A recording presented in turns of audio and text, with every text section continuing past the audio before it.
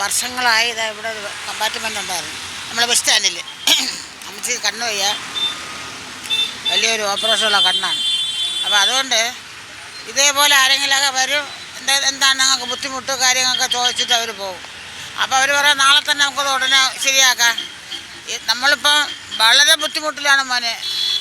ഈ സർക്കാരിൻ്റെ ഭരണമൊക്കെ എങ്ങനെയുണ്ട്? സർക്കാരിൻ്റെ ഭരണമൊന്നും പറയണ്ട, നമ്മൾ തന്നെ ചോദിച്ച് നിങ്ങൾ മനസ്സിലാക്കാൻ നിങ്ങൾക്ക് തന്നെ അറിയാമല്ലോ. സർക്കാർ കിടപ്പാടേ ഇല്ല. തെരുവിൽ വന്നിരുന്ന് ഇതേപോലെ എന്തെങ്കിലുമൊക്കെ വിറ്റാണ് നമ്മളെ കാര്യം കാണുന്നത്. നമ്മളെന്തെങ്കിലും ആവശ്യമൊക്കെ പോകുമ്പോൾ നമുക്ക് എഴുതാനും വായിക്കാനും അറിഞ്ഞൂടല്ലോ. തെക്കോട്ട് പോ, വടക്കോട്ട് പോ, പടിഞ്ഞാറോട്ട് പോകുമെന്ന് പറഞ്ഞ് നമ്മളെ പറഞ്ഞു വിടും. ഇതൊക്കെയാണ് നമ്മളെ സർക്കാർ. ഏത് സർക്കാരായാലും ഇന്നിപ്പോൾ ഇവരിവിടെ ഇതുകൊണ്ട് വിളിച്ചു നടക്കുന്നില്ലേ, നാളെ നമുക്ക് എന്തെങ്കിലും ഉണ്ടാക്കി തരാമെന്ന്. അതൊക്കെ ചുമ്മാ. കഴിഞ്ഞ സർക്കാർ ഇങ്ങനെ തന്നെ, അവർക്ക് കിട്ടാനുള്ളത് കിട്ടുമ്പോൾ അവർ നമ്മളെ മൈൻഡ് ചെയ്യില്ല. ഇതൊക്കെയാണ് ഇവരെ പ്രധാനമായ കാര്യം. മക്കളെ, ഈ പിണറായി സർക്കാർ വീണ്ടും അധികാരത്തിൽ വരുമോ? അധികാരത്തിൽ വരണമെന്നാണ് എൻ്റെ ഒരു അഭിപ്രായത്തിൽ. വന്നിട്ട് എന്താണ് കാര്യം മോനെ? വന്നാൽ നമ്മളെപ്പോലുള്ള പാവങ്ങൾക്ക് എന്തെങ്കിലും നമുക്ക് വലിയ നേട്ടമാണ് ഒരു കിടപ്പാടം.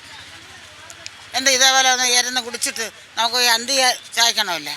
അപ്പോൾ അതിന് പോലും നമുക്കൊരു കാര്യങ്ങൾ നോക്കാത്ത ഒരു സർക്കാർ എന്തിനാണ് ആവശ്യം? ഒരു ആവശ്യമില്ല.